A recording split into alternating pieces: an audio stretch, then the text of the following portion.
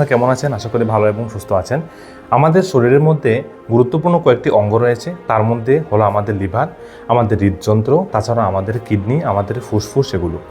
আজকে বন্ধুরা আমাদের কিডনি সম্পর্কে আলোচনা করব। আমাদের দুটি কিডনি থাকে শরীরে, খুব ইম্পর্ট্যান্ট দুটি অর্গান আমাদের শরীরে। দেখুন, কিডনি খারাপ হচ্ছে, বর্তমানে খুব বেশি মানুষের দেখা যাচ্ছে যে কিডনি খারাপ হচ্ছে। তার পেছনে প্রধান কয়েকটি কারণ রয়েছে।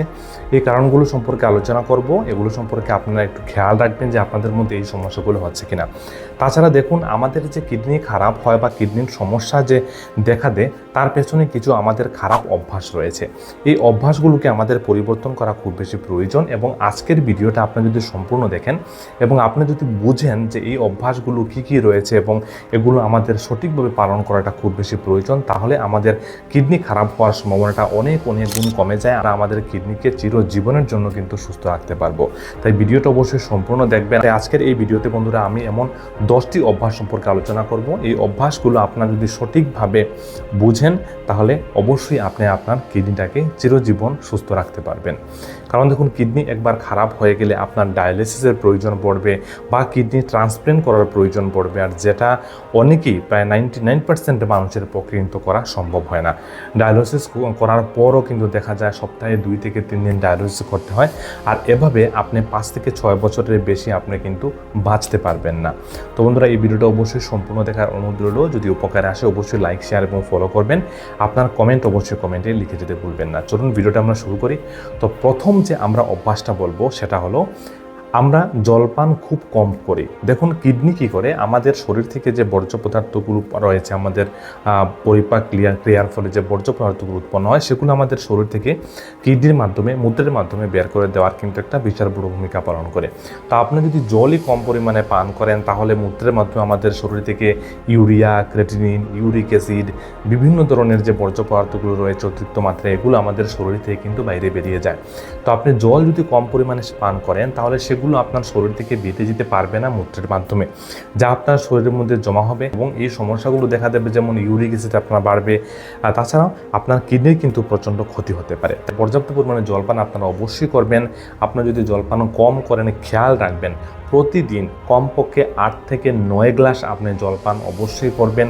তাতে 3 লিটারের আশেপাশে আপনার জলপান করা হবে, আর যা আপনার শরীরকে যেমন হাইড্রেটেড রাখবে গরমের মরশুমে, তেমনি আপনার কিডনিটাকে সুস্থ রাখতে কিন্তু বিশেষ ভূমিকা অবশ্যই পালন করবে। দ্বিতীয় বলবো লবণ। দেখুন, লবণ আমরা অনেকেই পাত লবণ হিসাবে আমরা খাবারের সাথে আমরা লবণ সেবন করি, এবং এই লবণের পরিমাণ যদি আপনি বেশি সেবন করেন বা আমরা সল্টি যেগুলো খাবার রয়েছে সেগুলো আমরা বেশি পরিমাণে সেবন করি, বিভিন্ন ধরনের চিপস রয়েছে বাজার থেকে যেগুলো আমরা পাই, এগুলো যদি আপনি অত্যাধিক মাত্রায় সেবন করেন বা আপনার বাচ্চাকে দিচ্ছেন, ছোট বয়সে কিন্তু আপনার বাচ্চার হ্যাবিটটা, আপনার অভ্যাসটা খারাপ করে দিচ্ছেন। আর লবণ বেশি পরিমাণে সেবন করলে তা আমাদের কিডনির উপর কিন্তু চাপ পড়ে, এবং যা থেকে আপনার কিডনির সমস্যা হওয়ার সম্ভাবনাটাও কিন্তু অনেক বৃদ্ধি পেয়ে যায়। লবণ বেশি পরিমাণে সেবন করার ফলে আপনার শরীরে সোডিয়াম রিটেনশন হয়, এবং যা থেকে আপনার শরীরে জল জমে যাওয়ার প্রবণতা থাকে, যা থেকে আপনার কিডনির সমস্যা অবশ্যই হবে এবং হাই ব্লাড প্রেশার হওয়ার সম্ভাবনাটাও আপনার কিন্তু বৃদ্ধি পায়। তাই লবণের পরিমাণটা কম সেবন করবেন। যে সকল খাবারের মধ্যে লবণ দিয়ে প্রিজার্ভ করা হয় সেই খাবারগুলো আপনি কিন্তু দূরে রাখবেন। দেখুন, কিডনি ভালো রাখার জন্য সুষম খাবার অবশ্যই গ্রহণ করা প্রয়োজন। ফাস্ট ফুড, জাঙ্ক ফুড বা খুব বেশি চিনি, এই সকল খাবার থেকে আপনি দূরে থাকবেন, বর্জন করবেন। সুষম খাবার অবশ্যই আপনার খাদ্যদ্রব্যে কিন্তু রাখবেন। তারপরে ইম্পর্টেন্ট বিষয় বলবো, দেখুন, রেগুলার এক্সারসাইজ আপনাকে অবশ্যই করতে হবে।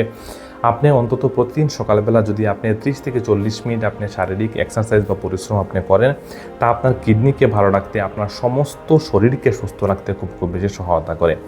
দেখুন, এক্সারসাইজ প্রত্যেকটি বিষয়ের সাথে, প্রত্যেকটি রোগের সাথে জড়িত রয়েছে। আপনি নিয়মিত শারীরিক ব্যায়াম করলে আপনার কিডনিও কিন্তু ভালো রাখতে খুব বেশি সহায়তা করবে। একটি ভুল যারা গ্রামাঞ্চলে আমরা সবসময় করে থাকি, এই ভুলটা আপনি অবশ্যই জেনে নিন। এটি হলো, যে কোনো ব্যথা জাতীয় ঔষধ, অনেকেরই আমাদের ব্যথা হয় যে কোনো কারণে, হাতে পায়ে কোনো জায়গাতে, পেটে কোনো ব্যথা হলো, আপনি ফার্মেসি থেকে গিয়ে খুব পাওয়ারফুল ব্যথার ওষুধ এনে নিয়মিত সেবন করছেন। দেখুন, ব্যথার ওষুধের মধ্যে কিছু ওষুধ রয়েছে যেগুলো আমাদের কিডনির কিন্তু প্রচণ্ড ক্ষতি করে, অর্থাৎ এগুলো থ্রো কিডনি বেরিয়ে যায় বেশিরভাগ পার্সেন্টেজ, যার ফলে সেটা আমাদের কিডনির ক্ষতি করে। নিয়মিত যদি আপনি ব্যথার ওষুধ এমন চিকিৎসককে না দেখিয়ে আপনি ফার্মেসি থেকে নিয়ে সেবন করেন, তাহলে এমন হতে পারে যে ব্যথার ওষুধ সেবন করার ফলে আপনার লিভার এবং আপনার কিডনির প্রচণ্ড ক্ষতি হতে পারে।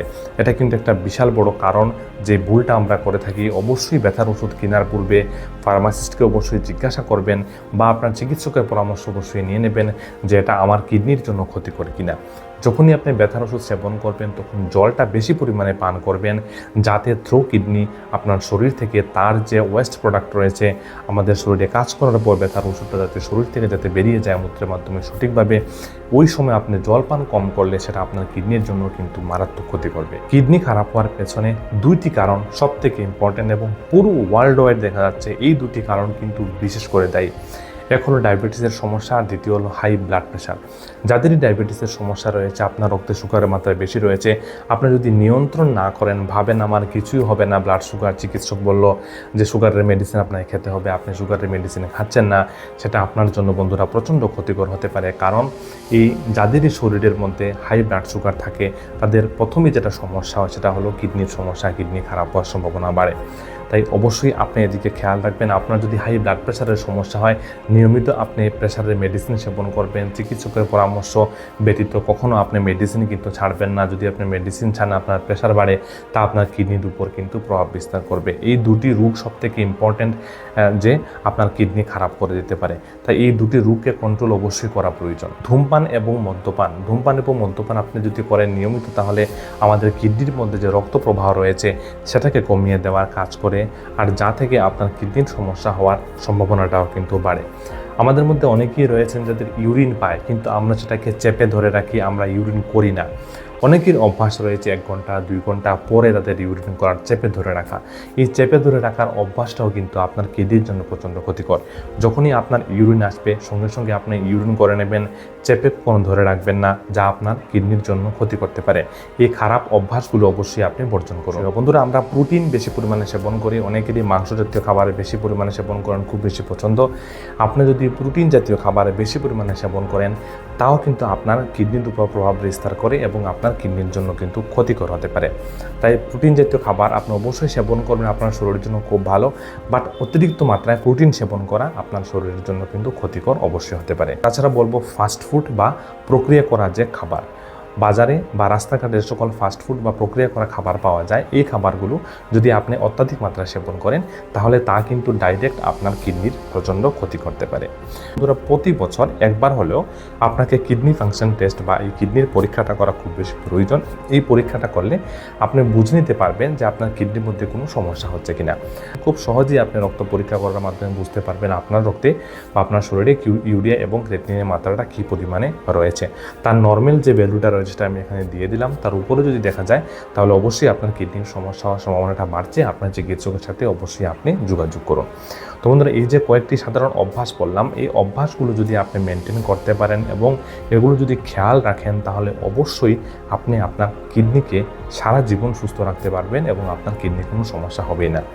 একটা কথা মনে রাখবেন, কিডনির সমস্যা যদি আপনার হয়, লক্ষণগুলো যেমন পায়ে জল জমা, কিডনির কোমরের পাশে প্রচণ্ড ব্যথা হওয়া, ইউরিনের মধ্যে জ্বালা যন্ত্রণা বা ইউরিনের কালারের মধ্যে পরিবর্তন হওয়া, ইউরিনের সাথে দুর্গন্ধ আসা, এই লক্ষণগুলো আপনি তখনই বুঝবেন যখন আপনার কিডনি প্রায় 60 to 70% খারাপ হয়ে যাবে। তাই কিডনির লক্ষণটা প্রকাশ পাওয়াটা কিন্তু খুব বেশি খারাপ দিক বলবো, যে আপনার শরীরে কিডনির খারাপের লক্ষণ প্রকাশ পাচ্ছে, এক্ষেত্রে কিন্তু আপনি কিছুই করতে পারবেন না। যদি তার পূর্বে তাকে যদি প্রতিরোধ করতে পারেন বা প্রিভেনশনের দিকটা আপনি চিন্তা করাটাই সবথেকে ভালো এজ এ কিডনির ক্ষেত্রে আমি বলবো। কারণ কিডনি একবার খারাপ হওয়া শুরু হয়ে গেলে সেটাকে কন্ট্রোল করা কিন্তু খুব বেশি কষ্টকর হয়ে পড়ে, চিকিৎসকেরও করতে খুব বেশি কষ্ট হয়। তাই যে বিষয়গুলো বললাম বন্ধুরা, আপনারা প্রত্যেকে এই বিষয়গুলো অবশ্যই খেয়াল রাখবেন এবং আপনার নিকট আত্মীয়ের সাথে এই ভিডিওটা অবশ্যই শেয়ার করবেন, যাতে উনি এই অভ্যাসগুলো পালন করেন এবং চিরজীবন ওনার কিডনি যাতে সুস্থ থাকে। বন্ধুরা, এমন তথ্য পেতে অবশ্যই আমাদের চ্যানেলটাকে আপনারা সাবস্ক্রাইব করে আমাদের সঙ্গে থাকবেন, কারণ ভিডিও তৈরি করতে আমাদের অনেক পরিশ্রম হয়। তাই আপনাদের একটা সাবস্ক্রাইব অবশ্যই আমাদের মনোবলটাকে বাড়িয়ে দেয়। আর এই ভিডিওটা অবশ্যই লাইক এবং শেয়ার করবেন, আপনার মূল্যবান কমেন্ট লিখতে অবশ্যই ভুলবেন না। অসংখ্য ধন্যবাদ, ভালো থাকবেন, সুস্থ থাকবেন।